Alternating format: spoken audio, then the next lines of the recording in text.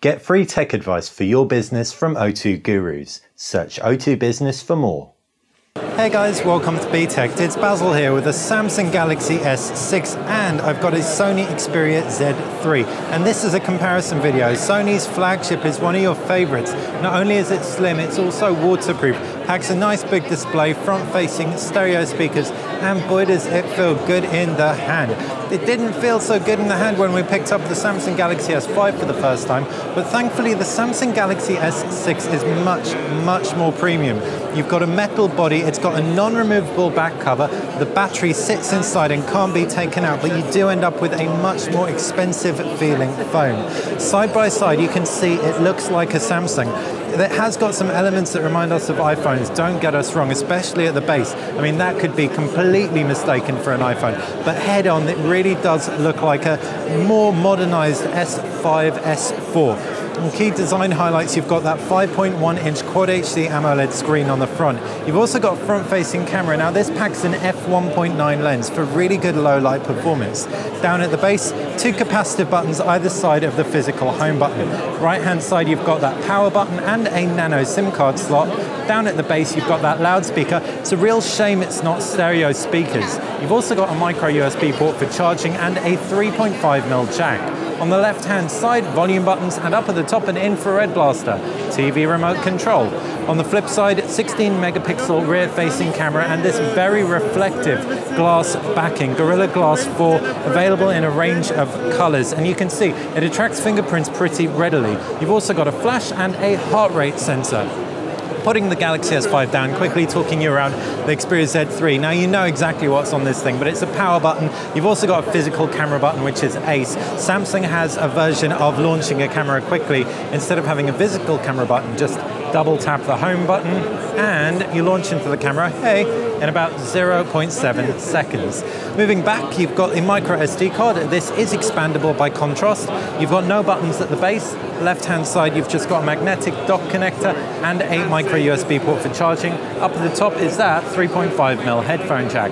On the flip side, 20-megapixel rear-facing camera, NFC point, also glass, but doesn't appear to attract fingerprints quite as easily as the Samsung Galaxy S6. Now onto those screens, and this is an area Samsung really has won out. 5.1 inches, a pixel density of 577 pixels per inch. It just doesn't get any sharper than this. You can see, but they're both really sharp. They're both really big. Full HD on 5.2 inches is no bad thing, so don't get us wrong there. But you can definitely make out when you are thumbing through the Galaxy S6 that it is something special. Generally, AMOLEDs have deeper blacks and more vibrant colors as well, and IPS screens tend to have better off-angle viewing and more accurate white balance. What's more, in the Sony Xperia Z4, you can jump straight into the settings and you can set your white balance manually. We have to say, that looks like the most impressive AMOLED screen it looks like the most impressive AMOLED screen I've ever seen. It may be because it's the splendor of seeing this thing for the first time, but it is really mighty. As for other key components, inside you have Android 5.0. Hopefully Android 5.0 will be coming to the Z3 soon, but now it's Android 4.4. Android 5.0 skinned with TouchWiz. It's a simpler, lighter version of TouchWiz than we've seen in the Galaxy S5. You can see as far as the bloatware goes, there really is only S-Health and S-Voice. Everything else seems to have been stripped right back. You do have a variable number of home screens. You've got My Magazine UX or Flipboard briefing on the left-hand side.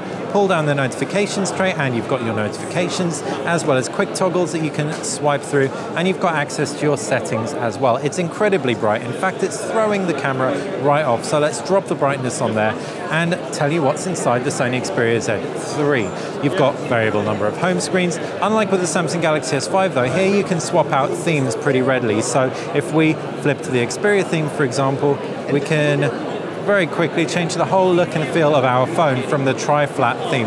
It does take a second, but once you do, you can see it's definitely worth it. Applications tray can be customized pretty extensively, and the pull-down notifications tray doubles up as a quick toggles bar.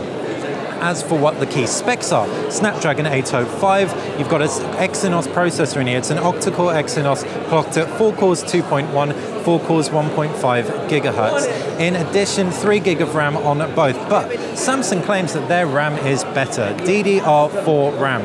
That means it's going to be more readily available, and so you should get faster performance from it.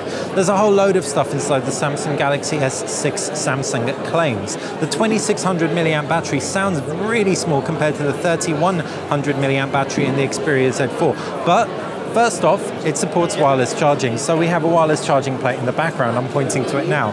It also supports the 2 main standards of wireless charging, WPC and PMA. On top of that, you plug your charger into this thing. It will charge from 0 to 100% in half the time of an iPhone 6. What's more, just 10 minutes of charge will get you 4 hours of usage. That's pretty crazy, and that's all down to Samsung's proprietary tech inside this thing. Memory-wise, the Sony Xperia Z3, our biggest gripe with it was it's only available in 16 gig capacity. The Samsung Galaxy S5 is available in 32, 64 or 128 gigabytes. Now, while the Sony Xperia Z3 is expandable and the Samsung Galaxy S5 isn't, really hope Sony does bump up the size of its next version, mainly because installing loads of games is a no-no because you can only install them on internal memory. Anyway, we'll stop grumping about the internal memory of the Xperia and say both of these are great phones. Like, they feel expensive, definitely feel as expensive as they cost, basically. Finally, Samsung's released a device that feels as premium as, well, the competition, and in many ways more so. Really want to get this in for review so we can test all the claims Samsung has made about just how well it performs, how quickly it charges, and how light the user interface really is. Because one thing about TouchWiz is historically it lags, and Samsung said time and time again when presenting this thing to us, we won't see any lag whatsoever. Hopefully you've enjoyed our comparison between the S6 and the Z3. If you have, click that like button. If you like BTech in general, then click subscribe.